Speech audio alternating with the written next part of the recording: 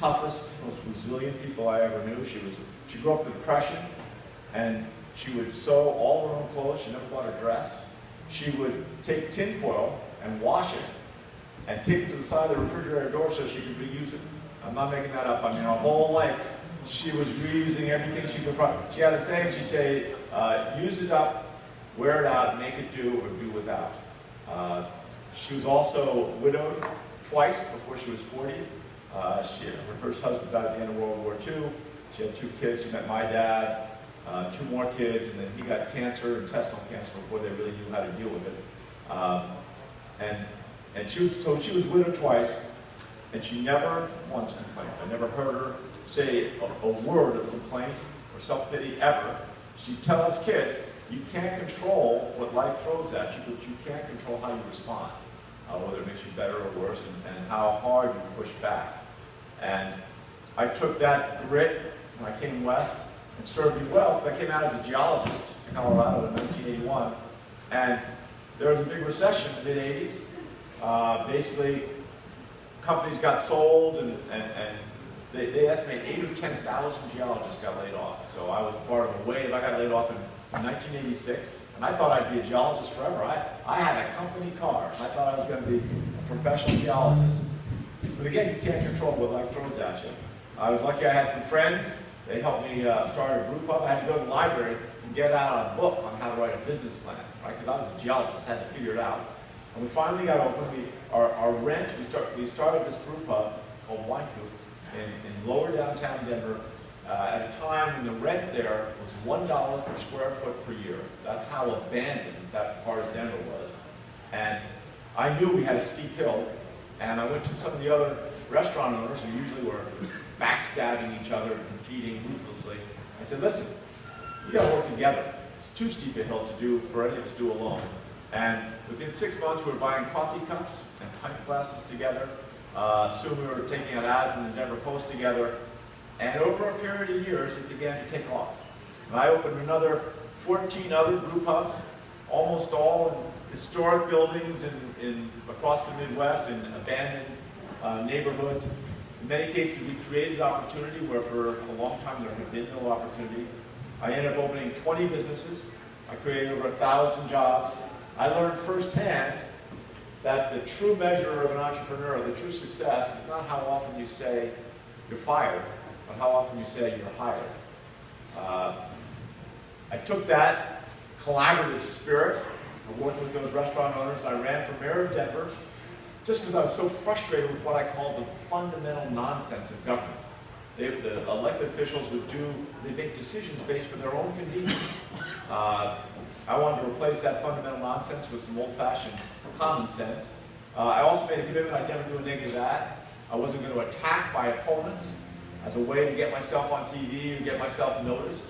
And you see that even to this day as a traditional political technique. I was running against 8 lifetime talented public servants when I ran for mayor in 2003, the mayor of Denver. And so I was running against the fundamental nonsense. I was running to create a positive campaign, a positive vision of the future. And lastly, I said we were going to run for we were going to make metropolitan Denver, the whole region, a success. For decades, for over a century, Denver had been at war with the suburbs and the rest of the state. Denver had all the industry and the economic power, and basically they were constantly at war. And I just said, that's crazy. We're never going to succeed if everyone's just out for their own narrow self-interest. Well, people said, the media and the pundits, I had no chance of winning. I was at 3 or 4% in the poll, week after week, month after month. But in the end, people heard that notion that we're going to do better by working together than we are by attacking each other. I got 65% of the vote. It was the biggest upset anybody had ever seen in their lives. And we came in and we started working with all those suburban mayors, and we created Fast Tracks, the most ambitious transit initiative in modern American history, 122 miles of new track.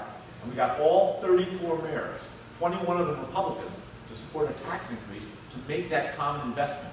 If you fly into Denver now and take the light rail from the airport into downtown, you'll come into the heart of one of the national models for urban revitalization. Then we went from there to universal pre-K. We got the whole community working together on universal pre-K. We got that passed. We also did major police reform 10 years before Ferguson.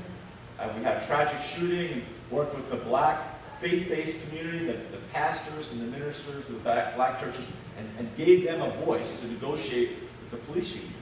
And again, we created a civilian oversight commission. We created an office, the independent monitor, to make sure that communities could decide how they were policed. 8 years into this, I decided to run for governor. When I got elected in 2010, as Alan said, a very difficult year for Democrats, I won by 13 points. And the key was that I became the first Denver mayor in 120 years to get elected governor of Colorado. The first Denver mayor in 120 years. And that was just a reflection of how much people had hated each other and been unwilling to work together. I came in and I said, we're going to make Colorado, we were at that time 40th in job creation. I said we'd make ours the #1 economy. I said we'd attack things like climate change and healthcare. We got to almost universal healthcare. We got to 95% coverage. I created the most innovative healthcare exchange in the country. We were the first state to actually get the oil and gas industry to sit down with the environmental community and create methane regulations, right? Really clamp down on fugitive emissions. Because methane is 25 to 40 times worse than CO2, and no other state, no other country had ever succeeded in convincing the industry that they had to clamp down on it. In the end, the oil and gas industry agreed to pay for it, $60 million that first year. They started paying in 2015, the equivalent of taking 320,000 cars a year off the roads. So these efforts of really, we didn't just tell the oil and gas industry what we were going to do. We got them to sit down with the environmental community to negotiate what these regulations should look like. And let me tell you, they kind of hate each other. It was like having the Hatfields and the McCoys in a negotiation, or like having Coke and Pepsi in a negotiation. We also made a commitment that we weren't going to leave the rural parts of the state behind. By the end of next year, Colorado will be the first state to have broadband in every city and town in the entire state. We offer a small tax incentive for businesses that start in rural parts of the state. For the first 4 years, that business doesn't pay any taxes of any kind to the state of Colorado. And the employees of those businesses don't pay any tax of any kind to the state of Colorado. And largely because of that, I think we will be the first or second for the strongest rural economy in America. And I think that's a huge part of what this country faces. I'm running for president because we are in a national crisis of division. I don't think we've been this divided since the Civil War, and it's long before Donald Trump. Now, I'm not denying that Donald Trump is fueling that division, and he's trying to dismantle our health care, he's attacking rule by law and telling the truth. I could go a long list. And certainly I want to be able to present a future where we return honesty and common decency to the White House, where we begin rebuilding the middle class, where we allow the United States to return to its global leadership, because we need that leadership and that ability to work with the other countries in the world if we're going to address any of these challenges. We can't just do them by ourselves. But I think we also have to recognize that we have to beat Donald Trump, right? That is absolutely essential. And I look at all the things we've done in Colorado, both when I was mayor and when I was governor. It's all a function of getting people to work together. We didn't demonize business. We brought business together with nonprofits and academics, and we brought everybody to the table to create meaningful, powerful change. And I think to beat Donald Trump in places like Ohio, North Carolina, Michigan, you need someone who's going to show that they can create jobs, but also make sure that those jobs are available to everybody. And we really do allow the middle class to start growing again for the first time in 30 years. We have to get to a point where we have universal health care, but not by taking private insurance away from 180 million people.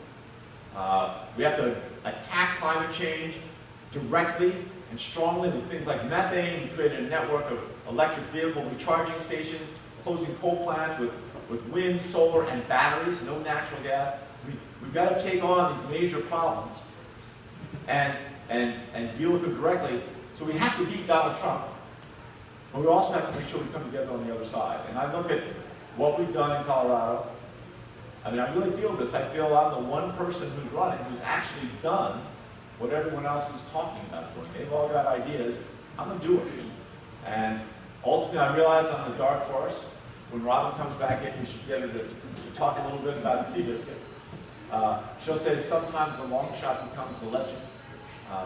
And I think that's, we know we've got a steep hill to climb, but it's not that different when I was trying to start the brew pub. It took 2 years to raise the money. No one believed a brew pub would work. Now we've got 5,000 in the United States. I was about the 10th brew pub, or the 12th brew pub that opened when we opened in '88.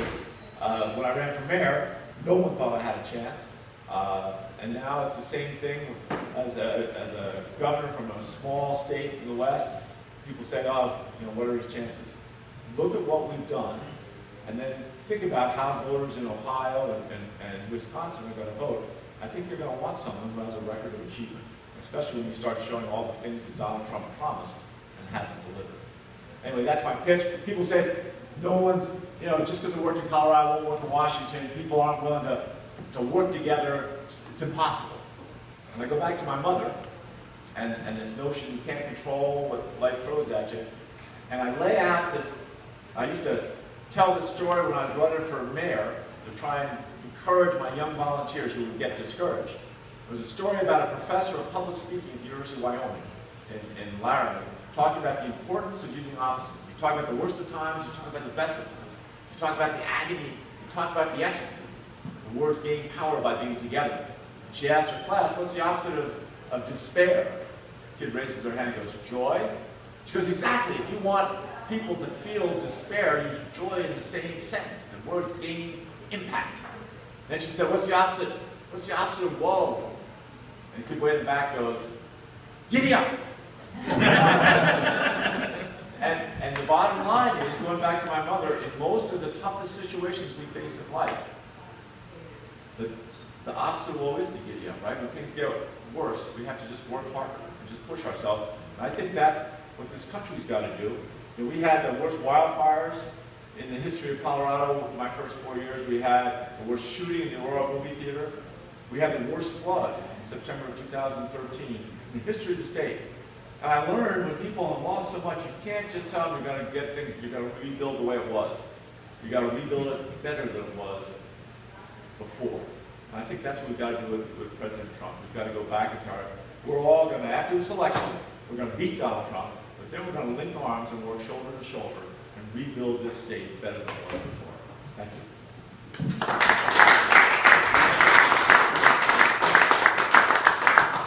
Questions?